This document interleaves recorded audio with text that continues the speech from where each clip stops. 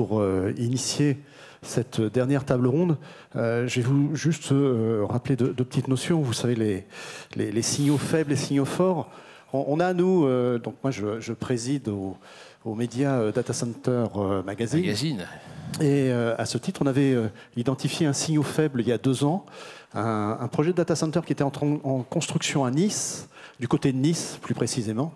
Et le chantier, alors qu'il y avait les pelleteuses qui étaient là et les bulldozers, et le chantier a été bloqué pendant plusieurs mois parce qu'il y avait un élu local, alors que toutes les autorisations ont été données, un élu local côté environnement, qui avait commencé à remuer de côté et qui a bloqué le projet. Alors j'imagine, vous savez ce que coûte un data center, bloqué pendant plus ou moins un data center, c'est l'horreur au niveau financier.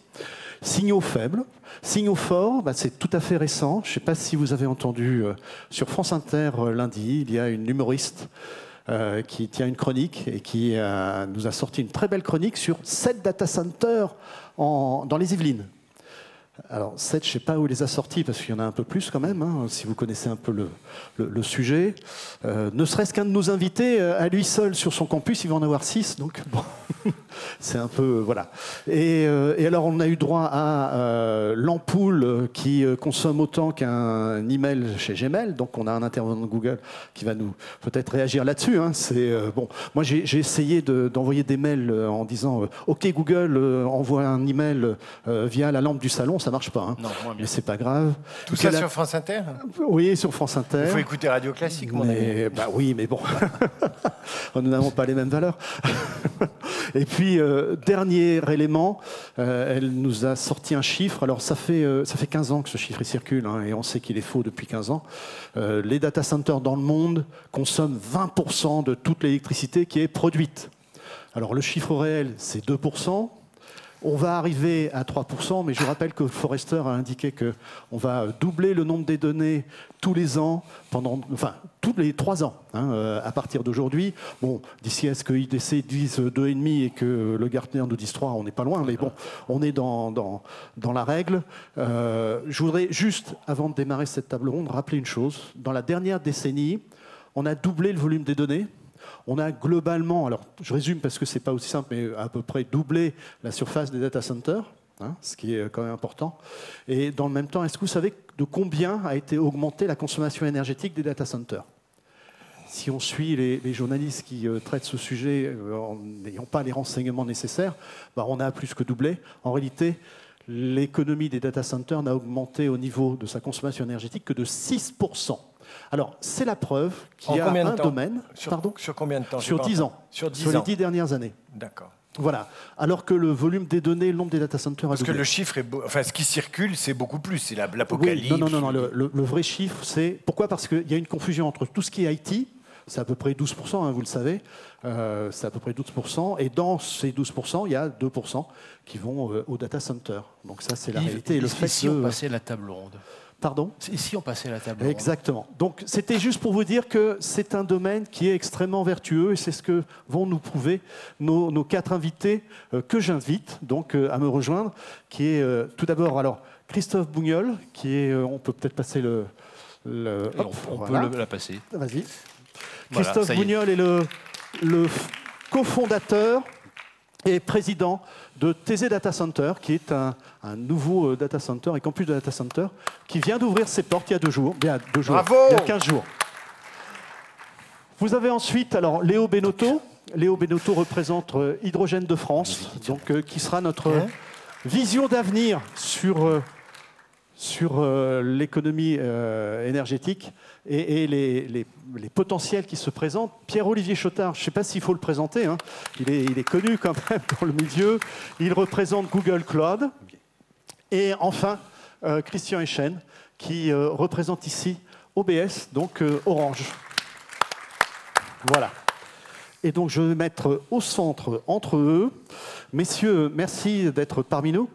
Donc oui, j'ai évoqué les data centers vertueux, mais derrière, ce qu'il faut savoir, c'est que quand il y a un data center vertueux, c'est le cloud également qui est vertueux. Hein, on va peut-être, Christian, commencer par vous, évoquer, ça vous dit quoi, vous, le cloud vertueux dans les data centers d'Orange? Alors, le cloud vertueux, je pense que le cloud, l'intérêt fondamental du cloud, c'est de traiter de manière plus industrielle des choses que l'on traite de manière distribuée quand on n'est pas dans le cloud. Donc, on pourrait passer beaucoup de temps à expliquer pourquoi c'est vertueux. La question de la vertu, c'est quand même lié au contexte. Hein. Et moi, là-dessus... quand on parle de numérique responsable, je me pose la question de savoir responsable vis-à-vis de qui et sur quoi. Et on a à traiter à la fois la société, rendre des comptes à la société, typiquement le genre de choses qu'on a entendu, hein, que vous nous avez rappelé. On a à traiter nos employés qui exigent de nous un certain nombre de choses. On a à traiter nos clients. Et c'est d'abord ça qui m'importe moi en tant que service provider, c'est de répondre à la demande de nos clients. Et là, cette demande elle est en train d'évoluer énormément, puisqu'il faut que l'on explique en quoi nos solutions résolvent leurs problèmes et les exigences qu'ils ont sur précisément la consommation, l'empreinte carbone, etc. Donc, le cloud vertueux, c'est d'abord une optimisation de pas mal de choses sur tous les plans. Néanmoins, donc par exemple, simplement avec une meilleure utilisation du matériel, hein, c'est quelque chose que vous connaissez très bien, qu'on a déjà commencé avec la virtualisation et qu'on améliore simplement en regroupant les besoins de différentes charges de différents clients qui sont diverses. Et donc en mutualisant tout ça, automatiquement on améliore le rendement. Rappelez-nous qui êtes-vous et quelle est votre division chez Orange ? Alors, qui on est? Orange Business Service, dans le cloud, ce que l'on est, c'est un offreur de solutions qui vise à faciliter et à aider nos entreprises à faire leur transformation digitale et à migrer vers le cloud. Donc, que ce soit sous la forme de solutions de cloud elles-mêmes, donc d'infrastructures, d'utilisation de cloud de tiers, Google, Amazon, Azure, etc., ou de services pour exploiter les applications sur le cloud et d'optimisation en professional services, par exemple. Pierre-Olivier, j'ai évoqué dans l'introduction cette histoire du mail, Gmail, qui consomme... C'est une vieille histoire, ça, quand même. Oui, alors je devais commencer pour redynamiser la salle, de sortir une blague de la table où j'étais, mais en fait, c'était sur des pingouins. Et donc, Laurent d'Amundi m'excusera, mais je ne pourrai pas la sortir aujourd'hui quand même. Okay. Et donc, effectivement, sur cette vocation du mail, par exemple, qui est emblématique, c'est que c'est vrai que Google, qui existe depuis 20 ans, bon, moi j'ai la chance d'y travailler sur la partie Google Cloud, a été fondée quand même par deux personnes à San Francisco, sur le campus de Stanford, qui avaient dès le départ cette ambition d'être plus green. Quand ils ont reçu leur première facture d'électricité, justement, sur le campus. Et parce qu'on n'a que 20 ans, hein, ça fait que 20 ans que Google existe. Et dès 2007, on était déjà carbone neutre. Donc, je dirais que ce n'est pas du greenwashing, hein, c'est dans l'ADN même de l'entreprise. Et donc, le mail qui est sorti et qui a été créé sur un concours interne, c'est-à-dire que c'est une proposition interne de salariés de Google en 2004 de créer une nouvelle messagerie qui a été généralisée en interne et après proposée à l'extérieur. Effectivement, elle est basée sur une architecture qui est full cloud. Donc, effectivement, un mail, si je t'envoie un mail, tu es sur Gmail et que je suis sur Gmail, il reste sur l'instance de notre data center et il est carbone neutre. Il n'y a pas de transfert. Les fichiers associés restent sur le data center. Donc, c'est une philosophie même qui fait que, effectivement, cet adage de dire qu'un mail, en plus avec un attachement d'une vidéo, d'une lecture Netflix, va complètement brûler la planète et complètement erroné. Voilà, c'est difficile d'être le G de GAFAM parfois. Et exactement, la première lettre du mot GAFA, c'est un peu D'ailleurs, je noterai juste, vous êtes donc responsable de la communication de Google Cloud, qu'il y a une communication qui est sortie ce matin. L'an dernier, les data centers de Google ont fonctionné à 67% sur des énergies non carbonées à toute heure de la journée. Tout à fait. Donc, c'est depuis 2017 qu'on est à 100% en achat d'énergie renouvelable. C'est-à-dire on va au-delà du non carboné, c'est-à-dire qu'on est sur de l'énergie renouvelable, donc éolien et solaire. Et après, bien entendu, dans certains pays, on est obligé d'acheter du carboné, mais on redonne à la grid électrique, au grid, l'ensemble de l'énergie qu'on a acheté en supplément sur ce renouvelable. Donc, on pousse les énergéticiens aller plus loin dans leur production d'énergie renouvelable. Tout à fait. Christophe Bougnol, vous venez de créer donc Thésée Data Center. Quand on entend une chroniqueuse de France Inter, alors j'ai rien contre elle, hein, je veux dire, et puis j'aime bien les écouter également, mais qui évoque les 7 data centers sur les Yvelines, et puis quand on est à la tête d'un projet de campus où il y en aura déjà 6, comment on réagit ? Alors, en fait, il y a effectivement beaucoup de data centers en Île-de-France. Moins dans les Yvelines, pour le coup. La majorité des data centers sont dans la plaine Saint-Denis ou dans l'Est parisien pour la partie bancaire. Nous avons créé un campus de data center avec effectivement à terme 6 bâtiments qui permettront d'héberger des données de façon souveraine et avec une grande efficacité énergétique. Donc, je ne sais pas s'il faut se moquer d'elle, je ne pense pas. C'est surtout le fait que maintenant, les data centers sortent de terre un petit peu partout et qu'il faut regarder clairement qui sont les acteurs. Il y a les grands acteurs anglo-saxons internationaux. Il y a les petites sociétés de services qui créent leur propre data center dans le cadre de l'infogérance. Et il y a de nouveaux acteurs comme Thésée, accompagnés par la Caisse des dépôts et consignations et un groupe privé et qui est 100% français. Léo, alors là, vous êtes finalement le plus inconnu ici, le plus jeune également, et dans le même temps, celui qui a levé le plus de fonds dans les 15 derniers jours, hein, rappelons-le. Donc, qui est Hydrogène de France ? Alors, Hydrogène de France, on est, tout d'abord, bonjour à tous, hein, on est une PME bordelaise qui est spécialisée dans l'hydrogène power, l'hydrogène électricité. Alors, qu'est-ce que c'est l'hydrogène électricité ? En fait, nous, on est développeurs de projets, c'est-à-dire qu'on va développer des centrales électriques, soit power to power, c'est-à-dire qui combinent parc d'énergie renouvelable intermittent, donc solaire ou éolien, et on vient combiner ça avec du stockage hydrogène, ce qui nous permet de produire en continu de l'électricité décarbonée. Donc ça, c'est des centrales qu'on développe surtout à l'international. Au niveau européen, notre positionnement il est un petit peu différent, c'est-à-dire qu'on va venir capter de l'hydrogène qui est disponible. Donc soit c'est de l'hydrogène coproduit, c'est-à-dire un déchet d'un procédé industriel, d'un procédé chimique par exemple, de l'hydrogène décarboné produit à partir du nucléaire ou de l'hydrogène vert à partir d'énergie renouvelable. Et là, on vient plugger des centrales de piles à combustible. Et à ce moment-là, on est capable de produire à la demande et en complément des énergies renouvelables de l'électricité décarbonée. Vous l'aurez compris, l'élément central de nos infrastructures électriques, c'est la pile à combustible de forte puissance. Donc, pour rappel, une pile à combustible, c'est un peu comme un groupe diesel, hein, c'est-à-dire que c'est un conteneur de 40 pieds qui fait 1 ou plus mégawatts et ça fonctionne avec du fuel. Sauf qu'à la place du diesel, on vient mettre de l'hydrogène et à ce moment-là, le déchet, c'est de la vapeur d'eau.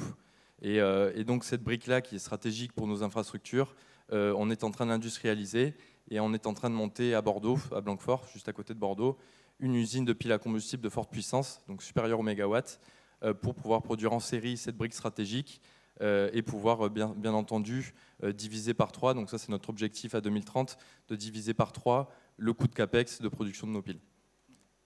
Alors, vous avez d'ailleurs signé un accord avec Atos, un premier data center alimenté à l'hydrogène va bientôt sortir, enfin bientôt d'ici quelques années. On y reviendra après parce que c'est peut-être une vision d'avenir, puisque le projet va beaucoup plus loin, on parlera de grid énergétique, etc. Où là, il y a des choses qui sont très intéressantes qui associent donc le cloud, le data center et la fourniture électrique. Donc, le thème de cette table ronde, et on est dans le thème de cet événement, hein, on est bien sûr sur les RSE et les entreprises qui travaillent donc à aller dans ce sens. Christophe, je vais peut-être revenir vers vous.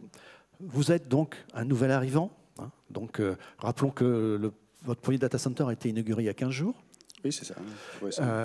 Dans le même temps, alors, on sait, vous avez évoqué le fait que vous êtes financé en partie par la Banque des Territoires également, et puis un partenaire dans l'immobilier. La Banque des Territoires n'accorde pas, suit de très près les projets de data center, mais n'accorde pas son aide si le projet n'a pas également un volet d'efficacité énergétique, faut-il le rappeler. Et dans le même temps, si au moins le projet ne peut pas démontrer qu'il est en mesure d'avoir déjà des clients et un certain nombre de clients. Alors j'imagine, et je crois que vous avez 2 salles, dont une qui va être presque remplie là déjà, donc 15 jours après l'inauguration. Que recherchent vos clients en matière donc d'efficacité énergétique au sein de vos data centers ? Effectivement, la Caisse des dépôts et consignations va sur des projets pour lesquels la notion d'efficacité énergétique et de réduction de l'empreinte carbone est un élément important. Ça fait vraiment partie de l'ADN de TZ Data Center. Et aujourd'hui, ce qu'il faut comprendre, c'est que c'est d'un côté une réduction de l'empreinte carbone, mais également une réduction du coût pour l'utilisateur final. Il faut rappeler que dans le monde du data center, c'est le client qui paye l'énergie. Donc si si l'efficacité énergétique du data center est mauvaise, il va avoir une facture électrique qui va être très importante. Je rappelle que la facture électrique pour l'hébergement, c'est à peu près 1/3 du coût global. Donc si on arrive à réduire l'empreinte carbone et la consommation énergétique, comme c'est le cas pour notre data center, de 25 à 30%, bien, au final, sur la facture globale, c'est à peu près 10-11% de réduction. Donc ça, c'est un point extrêmement important. Et nous avons mis en œuvre des technologies qui existent, qui sont simplement à la portée de tous, mais beaucoup d'hébergeurs ne font pas l'effort d'aller vers ces technos parce que l'investissement, il est porté par l'hébergeur. Par contre, le gain, il est principalement pour le client final puisque c'est lui qui va bénéficier d'un coût énergétique moindre. Et à côté de ça, bien évidemment, on a été, comme l'a dit aussi Google, sur de l'énergie verte. Et donc, on a des certificats de garantie d'origine sur 100% de notre énergie achetée. Ce qui veut dire que, d'un point de vue empreinte carbone, les entreprises, aujourd'hui, recherchent cette notion-là. Et juste un dernier petit point, on a mis en place de l'intelligence artificielle pour piloter l'ensemble de nos infrastructures de refroidissement pour arriver à gagner quelques pourcents supplémentaires dans le cadre de l'efficacité énergétique de notre data center. C'est bien, merci Christophe, parce que ça me permet de donner la parole à Pierre-Olivier. Google conçoit également des data centers, a des data centers, est hébergé dans d'autres data centers, on le sait. En France, par exemple, vous êtes hébergé, alors que dans d'autres régions, vous avez aussi... On inaugure notre région en Q2 l'année prochaine. Mais voilà. Tout à fait. Mais cette partie optimisation et pilotage, elle est très forte chez vous, sachant que vous êtes en même temps des pilotes de l'intelligence artificielle dans le monde. Voilà, donc effectivement, on incite tous les opérants sur nos data centers à travailler sur l'amélioration au quotidien de cette efficacité. Donc on est déjà sur on en a parlé ce matin dans l'atelier RSE, un PUE à 1.1, voire un 1.09, 1.08 sur certains quarters, ce qui déjà donne un engagement d'efficacité. Et on atteint ces objectifs-là aussi par de l'IA, effectivement. Pareil, en 2017, on a lancé un programme d'optimisation justement du refroidissement des serveurs en fonction de l'analyse des pics de charge de chacun des workloads de nos clients. Et on est arrivé en une année à faire un gain de 30% d'énergie uniquement sur le refroidissement des serveurs. Donc, et après, une fois que ça a été redéployé sur l'ensemble, bien entendu, de tous nos data centers dans le monde. Donc, tout de suite, un gain immédiat pour nous et la planète. Et pour revenir sur le point que tu donnais au départ, c'est que sur les 5 dernières années, on a augmenté de 7 fois la puissance de CPU pour nos clients en traitement, donc en capacité de calcul, en étant ISO sur la consommation électrique. Donc on n'a pas augmenté notre consommation électrique pendant qu'on offrait 7 fois plus de puissance de calcul sur nos data centers. Donc il y a effectivement des a priori sur l'explosion de la consommation qui ne sont pas du tout effectifs aujourd'hui. Tout à fait. Christian, comment vous réagissez à tout cela alors qu'on connaît Orange, on connaissait Orange avec beaucoup de data centers, moins aujourd'hui. Il y a un gros travail d'efficacité qui a été produit et en même temps, vous vous positionnez comme étant un acteur du cloud, donc vous raisonnez en multi-cloud également. Expliquez-nous. Alors oui, on raisonne en multi-cloud parce que c'est un fait. Nos clients ont choisi et ont décidé qu'ils auraient plusieurs clouds. Donc nous, on ne va pas aller contre le flot, on va plutôt l'accompagner.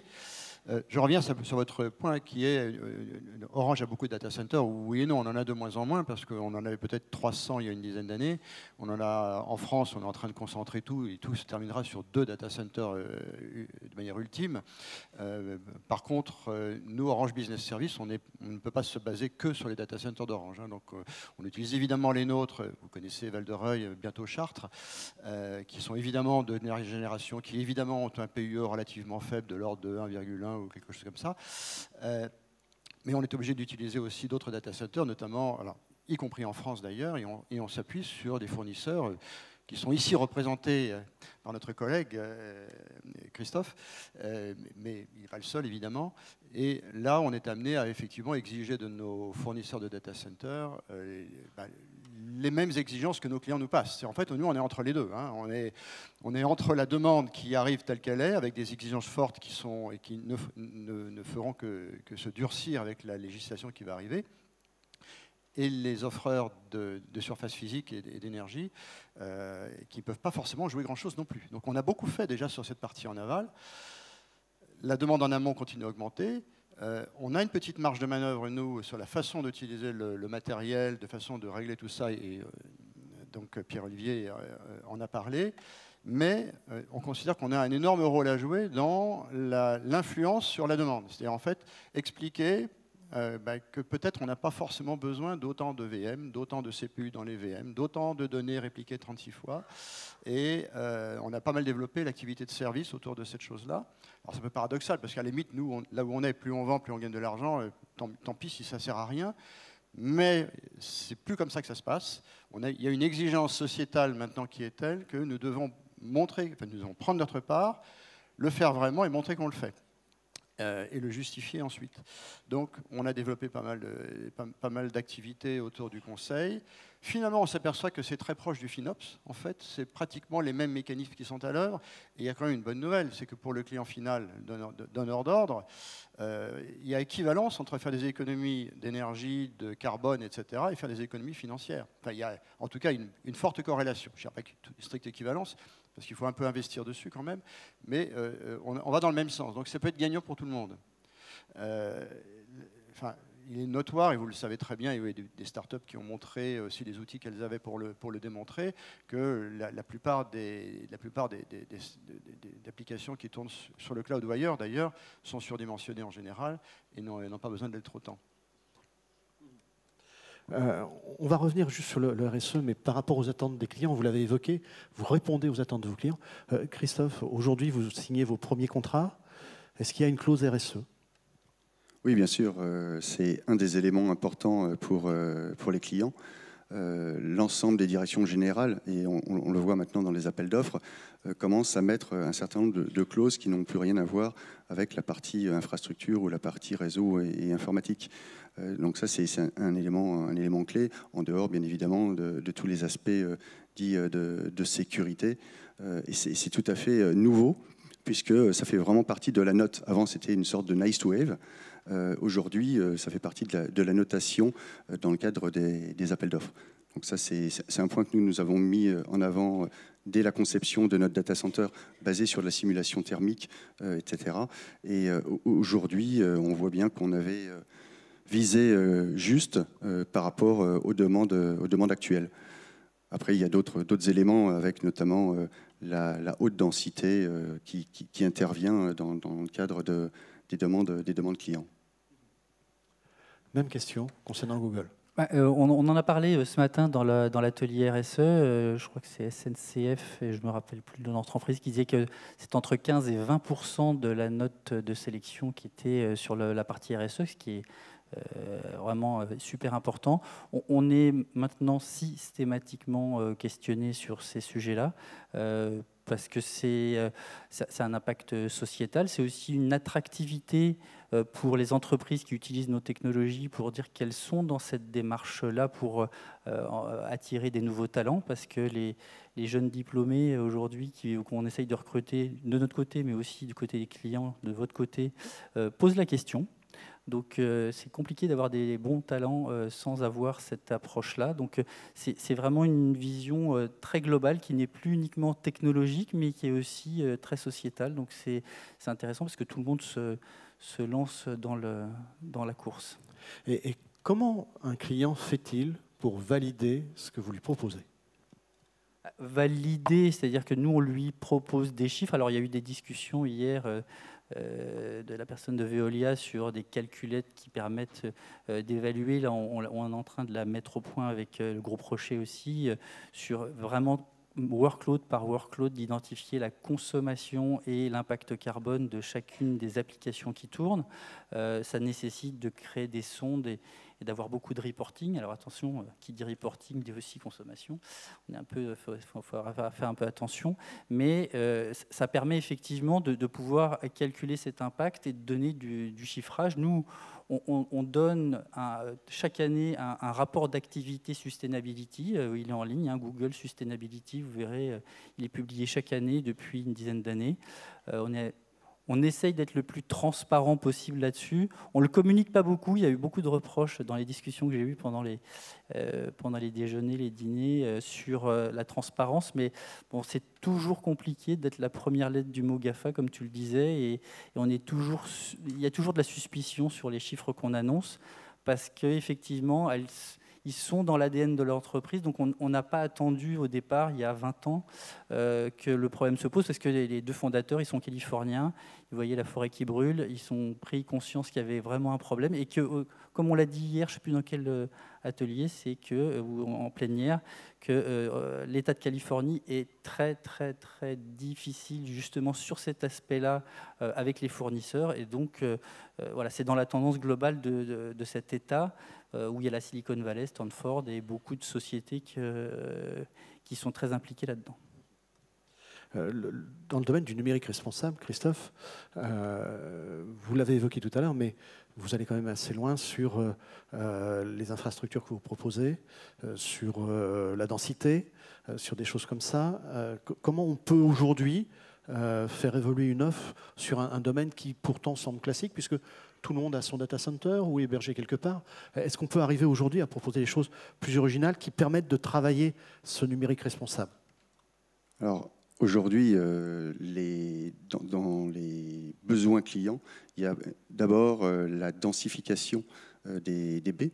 Et c'est une notion qui est de plus en plus importante, liée à des applications de type HPC, calcul intensif, simulation, etc. Et donc la difficulté est la capacité de refroidissement de ces baies. De façon classique, on va dire que les data centers prennent en moyenne des baies de 3 à 4 kW. Les clients considèrent qu'ils sont déjà relativement denses à 6-8 kW. Nous sommes en mesure d'absorber des baies jusqu'à 15 kW. Ça, c'est un phénomène nouveau, mais que l'on voit apparaître dans des appels d'offres. Donc, comme vous l'avez dit, Yves, on est tout récent. On a seulement ouvert notre data center en exploitation il y a quelques semaines. Pour autant, on travaille depuis assez longtemps maintenant avec des clients, et on voit vraiment depuis le début de l'année cette notion de densité. Ensuite, il y a un autre aspect que les clients demandent de plus en plus, c'est la notion de flexibilité. C'est-à-dire qu'en fait, ils veulent avoir la capacité, dans leur hébergement, à ce que le fournisseur puisse accepter une évolution à la hausse. Alors ça, bien évidemment, tout le monde l'accepte, mais également une évolution à la baisse. Et donc, nous sommes en mesure, justement, d'offrir cette flexibilité sur une évolution de la densité au sein des baies, ce qui est quelque chose de très positif pour les clients, puisqu'ils n'ont pas l'impression de réserver de la capacité qu'ils payent alors qu'ils ne la consomment pas. Christian, alors on évoque très rapidement, il y a eu une annonce faite autour d'un projet qui s'appelle Blue. Je pense que vous êtes là aussi pour l'évoquer très vite, puisqu'en fait c'est juste une première annonce. Mais dans le même temps, c'est une annonce qui rentre dans une démarche qui vous est chère, qui est celle du cloud de confiance. Alors, expliquez-nous le lien entre cet aspect de numérique responsable et de cloud de confiance. Et puis pourquoi pas, vous nous faites un peu nous expliquer un peu ce qu'est Blue. Oui, avec plaisir. Alors d'abord, c'est pas Blue, c'est bleu en fait. Hein. Et voilà, je me suis fait avoir. Non, mais c'est parce que tout le monde dit Data 4 alors que c'est Data 4. Oui, c'est vrai. Dans le cloud de confiance, d'abord, on ne peut pas se déclarer de confiance. Hein. C'est vous qui accordez la confiance à quelqu'un ou pas. Et donc, pour moi, la notion de cloud digne de confiance, c'est celui qui est capable de répondre à une exigence que vous avez et sur laquelle vous allez croire ce qu'on va vous dire. Donc pour croire ce qu'on va vous dire, il faut qu'on le dise de manière relativement claire. Et moi, la première notion de responsabilité, c'est la clarté. C'est-à-dire de dire, voilà, bah, nous on fait ça, voilà comment on fait sur la sécurité, voilà comment on fait sur la protection juridique. Voilà d'où viennent nos softwares, d'où viennent nos hardware, voilà qui sont les personnes qui opèrent votre cloud. Et tout ça, ça crée, c'est pas forcément toujours uniforme d'ailleurs, hein, ça crée une lisibilité, et en fonction de ce à quoi vous attachez une importance, on va répondre, ou pas répondre d'ailleurs, à cette exigence-là. Donc moi, c'est comme ça que je définis finalement la responsabilité vis-à-vis de nos clients et la notion de cloud de confiance. Et j'élimine la notion de cloud souverain qui, pour moi, ne veut pas dire grand-chose parce qu'on ne sait pas par rapport à quoi la souveraineté s'exprime. Donc, vous avez vos critères, vous évaluez par rapport à cette chose-là. Pour répondre à la question sur Bleu, ça répond en fait assez largement à la doctrine qui a été donc, affichée par l'État récemment, qui met un certain niveau d'exigence pour l'utilisation de solutions de type cloud, et spécialement. Pour les organismes d'État ou qui ont des exigences qui sont comparables ou similaires à l'État, et qui ont des besoins expressément de technologie Microsoft. Donc qu'est-ce que c'est que Bleu? C'est une tentative de répondre à la demande d'avoir la technologie que Microsoft propose est essentiellement autour de Office 365, dans un environnement qui peut répondre à l'exigence de cloud de confiance vue par l'État. Donc c'est comme ça que je le dirais. Donc quelle est l'idée? Alors, je rappelle que c'est un projet, qu'aujourd'hui il est en cours de construction, que nous, Orange, sommes avec Cap les deux actionnaires, en tout cas initiaux, hein, de ce projet, que c'est une société qui va se créer et qui a vocation à être indépendante opérationnellement, aussi bien d'Orange que de Cap, et surtout de Microsoft. Donc Microsoft fournira du matériel et du logiciel, enfin du logiciel sûrement, du matériel peut-être, et ce sera opéré par la société Bleu sous droit français et donc totalement indépendant de toute juridiction non française. Donc voilà j'allais dire le pitch. Je ne sais pas si vous en voulez plus. Voilà. Alors, en général, on me demande après, et c'est quand? Je ne peux pas vous répondre. Hein. D'abord parce que ce n'est pas moi, Bleu. Et puis parce que quand même, voilà, on démarre un projet, on ne sait pas exactement combien de temps il va durer, on ne sait pas surtout à quel moment on va vraiment le démarrer. Donc dire quand est-ce qu'il arrive, c'est un tout petit peu compliqué. Je vais vous dire un truc en toute confidentialité, ça ne sort pas de cette salle. Je ne pense pas que ce soit du 2022. D'accord. Ok, on n'a rien entendu.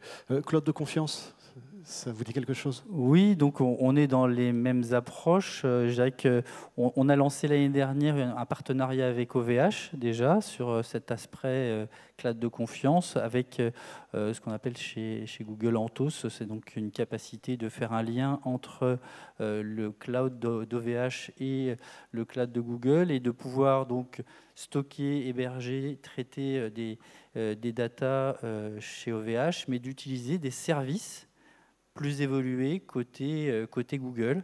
Donc c'est une offre qu'on a sortie l'année dernière, qui a été assez bien accueillie sur le marché, qu'on va lancer opérationnellement pendant le mois de septembre. Donc c'est une première approche. On est en train de réfléchir sur au moins 2 approches complémentaires pour avoir un panel le plus large possible en termes d'offreurs pour respecter effectivement cette doctrine et de laisser la capacité, le choix, hein, comme le disait Christian, c'est vous qui faites le choix. Nous, on va proposer différentes solutions et de pouvoir les déployer en fonction du relationnel que vous avez avec vos ESN, avec les différents offreurs de cloud et de pouvoir faire aussi donc avec Anthos du multi-cloud natif et de faire des passerelles parce que vous avez souvent, par le biais d'acquisition, de fusion-acquisition, récupéré des entreprises qui ne sont pas forcément sur Google, sur Azure, sur AWS et donc de pouvoir avoir une vision globale. Léo, allez, je me tourne vers vous parce qu'on va parler un peu d'hydrogène quand même. C'est un sujet qui est d'actualité. Quand on regarde, par exemple, les sites qui évoquent le RSE, les sites qui évoquent l'écologie ou autres, il y a de l'hydrogène partout, globalement. Mais concrètement, qu'est-ce qui se passe sur le terrain? Qui vient vous voir? Et pour faire quoi au niveau des infrastructures informatiques? Alors, on est en discussion avec plusieurs acteurs. et on a notamment signé un accord de partenariat avec Atos. Donc le but de ce partenariat, c'est de combiner les expertises, à la fois côté énergie, hydrogène, et d'autre part côté HPC, supercalculateur et intelligence artificielle. Et vraiment, le but de ce partenariat, c'est de réduire l'empreinte environnementale des HPC. Donc il y en a, dans la presse, vous l'avez peut-être vu, c'est le premier data center fonctionnant à l'hydrogène vert. Ce n'est pas tout à fait vrai, puisque en fait, le premier data center fonctionnant à l'hydrogène vert a déjà été développé en France. Et il y a eu un POC qui a été couronné de succès. Et nous, c'est vraiment le focus sur les supercalculateurs. Et donc la combinaison de ces deux entreprises, ces deux entités et des deux expertises, ça va permettre de développer, d'aller connecter une pile à combustible directement à un supercalculateur.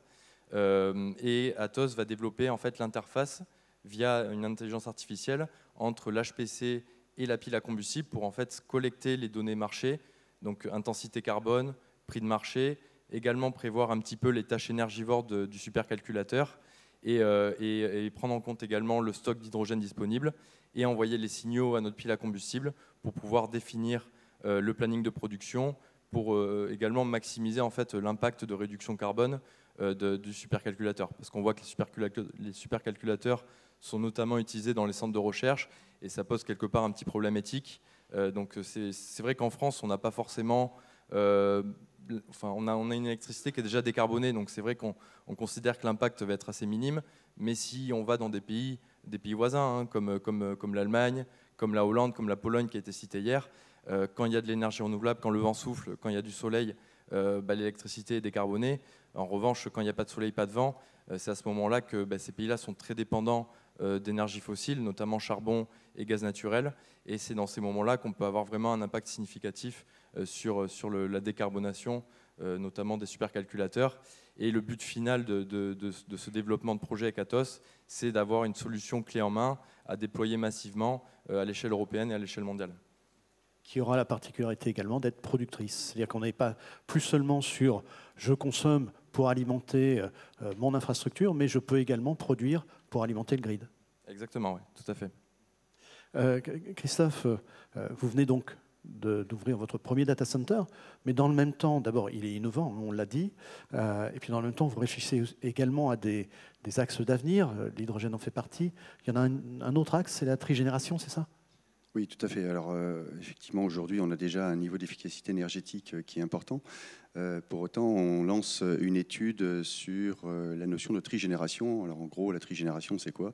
C'est produire sa propre énergie localement, à partir de biométhane, à partir d'hydrogène, à partir d'un combustible plutôt vert, et générer son énergie et de la chaleur. Cette chaleur fatale est transformée en froid, qui est utilisé directement au sein du data center pour le refroidir.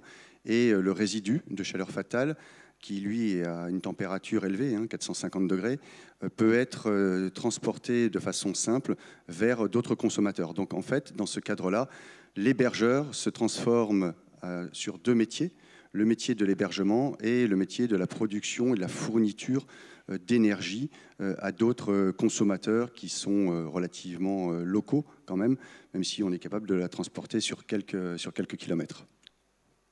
Ce qui veut dire que vous avez le moyen bientôt d'empêcher un préfet de bloquer un projet parce qu'on ne sait pas quoi faire de l'énergie fatale. C'est une petite remarque entre nous. D'ailleurs, l'acteur n'est pas présent, donc tout va bien. Allez, je reviens vers vous, Pierre-Olivier. Donc, qu'est-ce que vous pouvez apporter à vos clients pour aller plus loin dans leur démarche RSE?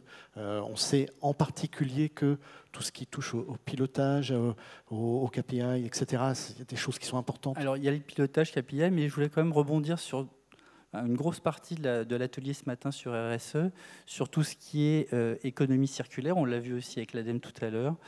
Donc, on sait aussi, nous, publier, et c'est de plus en plus demandé, justement, comment on recycle nos serveurs. Donc, aujourd'hui, on est à peu près à 11% des composants des serveurs qui sont réutilisés dans de nouveaux serveurs, puisqu'on les fabrique nous-mêmes.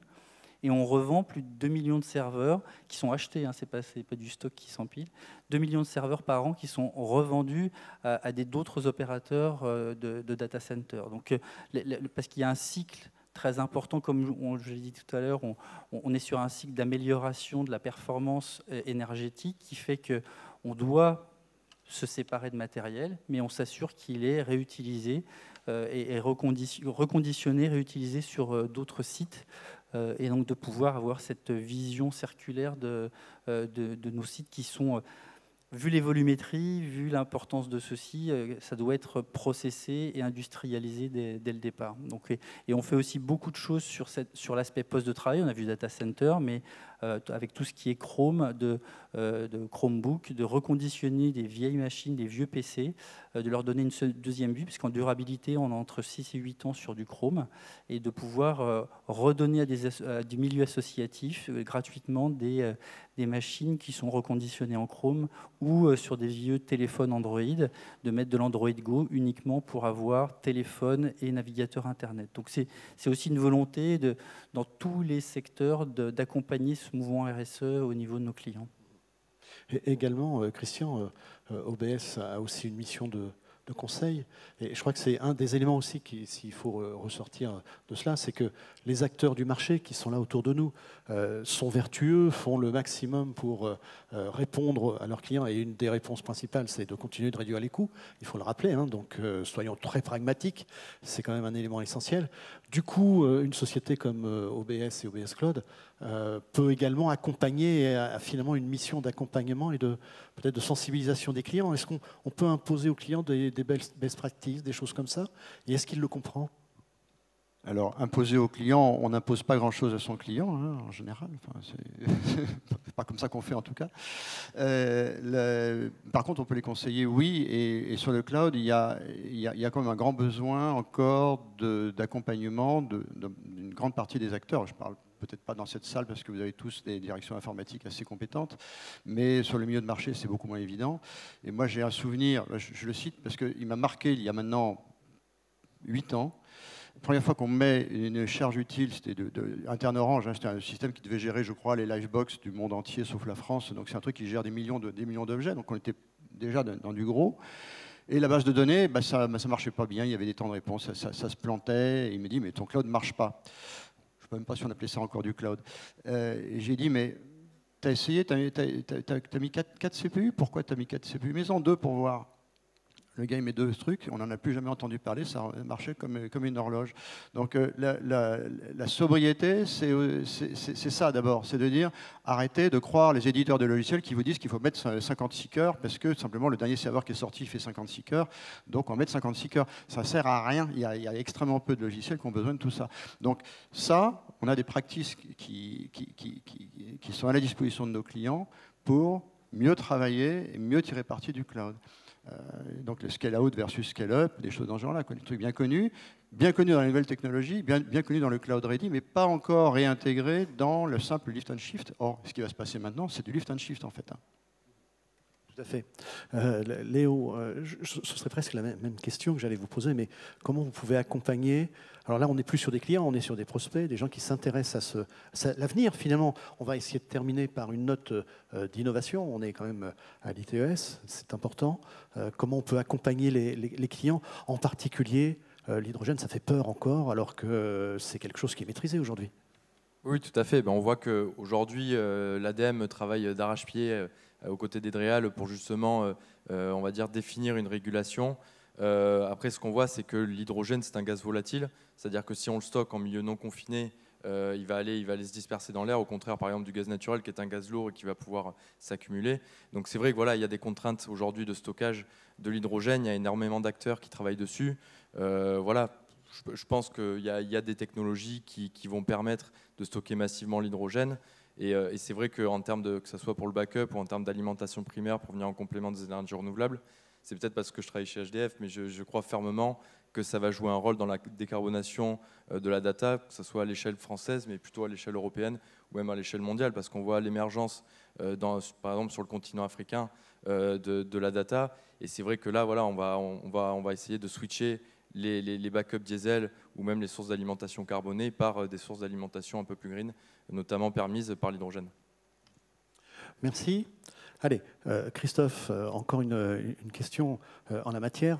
Vous évoquez le fait de faire de la haute densité, de faire des choses comme ça. Ça modifie quand même sérieusement la façon à laquelle vous allez travailler avec vos clients. J'ai été très impressionné sur votre jumeau numérique et la gestion des flux d'air. C'est quand même, vous arrivez à un niveau d'extrapolation de pilotage qui est remarquable.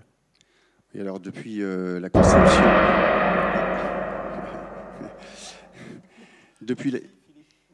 Depuis la conception de notre data center jusqu'à sa mise en exploitation, on utilise des logiciels de simulation thermique, ce qui permet de montrer aux prospects et aux clients la capacité de refroidissement dans des environnements totalement hétérogènes. Il est hors de question pour que nous puissions accueillir des clients qu'on leur impose une densité homogène ou maximum, etc. Ils arrivent avec leurs infrastructures et c'est nous qui nous adaptons. Et cette adaptation, on la démontre et on est capable de la piloter au travers de la simulation thermique. Et les clients, au final, ont un jumeau numérique complet de leur environnement d'équipement informatique. Et ils sont capables de regarder l'ensemble des phénomènes existants au sein de ces corridors, aussi bien sur les capacités de refroidissement, mais également sur tout ce qu'il y a comme disponibilité sur les alimentations électriques ou courants faibles encore existantes. Alors, on est arrivé au terme de cette table ronde.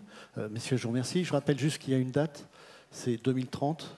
L'Europe nous l'impose, et il l'impose à tout le monde, donc le zéro carbone en 2030. Vous serez prêts ?